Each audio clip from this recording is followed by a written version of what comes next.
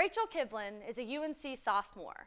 Her story is her family's story, and it begins with their escape from the war-torn country. Bump, poof, poof, poof.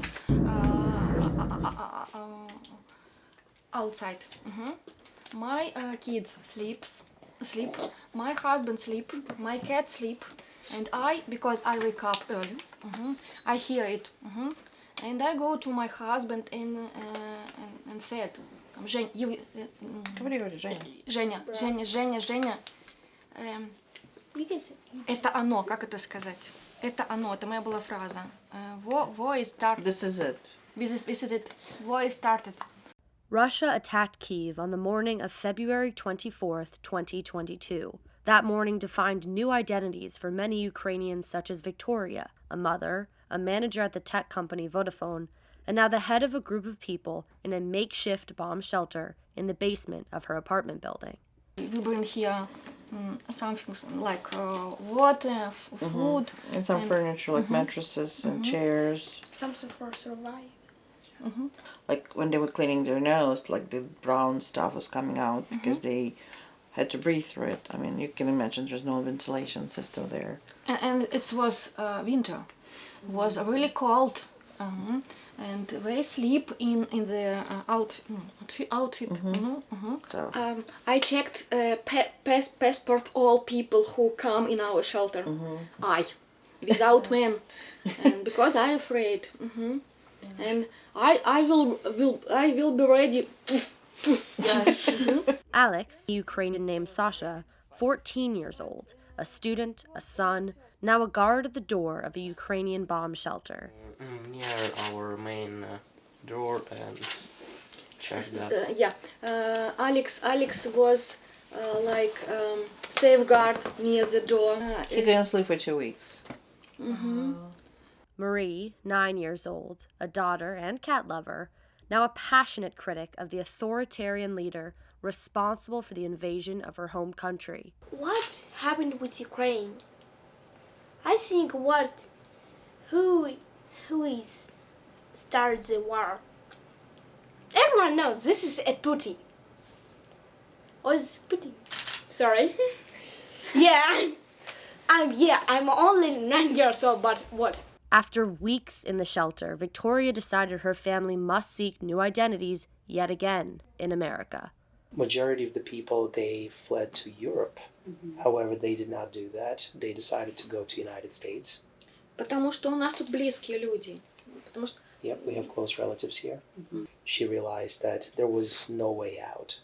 It wasn't going to stop, the score of the war.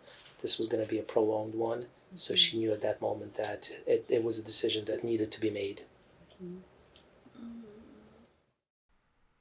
In part 2 of our series, we'll show you how Rachel's family members are getting used to their new lives in Charlotte, while still helping others who are unable to leave Ukraine. Since last February, families in Ukraine have sought refuge from the threat of Russian attack. Previously, we introduced you to one of those families who has found safety with the help of a UNC student. Rachel Kivlin is 19 years old, a UNC student, a dancer, but this year her role as a cousin took priority when war broke out in Ukraine. I just remember my mom just saying that we're living in a nightmare. And that was basically just all that she was saying. And she was just heartbroken. Rachel also works part-time to help her family with the financial burdens of tuition, 3 children, and now 3 new members of their family needing a new home and a completely new life. Where the hell are they gonna live? Like, how the hell am I gonna pay for their housing? How are they not gonna starve here? They were starving over there. They had no money for food. How am I gonna ensure that they get food here? In June, Victoria, Marie, and Alex arrived in Charlotte, where Rachel and her family had found a rental home for the trio. Victoria compared the arrival to something out of the Jungle Book. Little Mowgli going into the jungles, when he knows nothing, and that's how she felt when she was coming to the United States. And what the amount of welcoming was so much more than she expected. We've always had a big American flag and a big Ukrainian flag. and that greeted them when they came here. And I remember my cousin Sasha looking at me and saying in Russian, everything in America is just so much brighter. There's actually life in the air. Those were his exact words. A 14-year-old boy saying that. I'll never forget that moment. And I had a really good job in my country. I had many friends. Their homeland just absolutely disintegrated. And when I stay here, I want to work because I have not good English, and I study English every day, All the time. every day. Because when I was in Ukraine, I was a leader of meetings, and it's my job, and I can't do something my hand. I only speak, only talk. And I like it.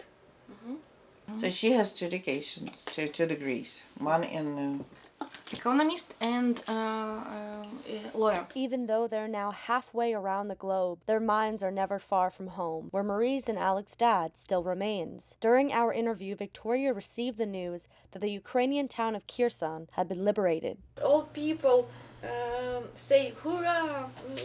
I so cry because it's our people. Yeah.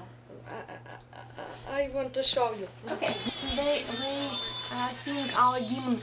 The anthem. the national anthem. I don't want this situation will in future in other country. We got the immediate family that was in danger, out of danger, but I mean, this is just the beginning, honestly. The fight continues there, so it continues here too. In Chapel Hill, North Carolina, I'm Julia Fairchild Roth reporting.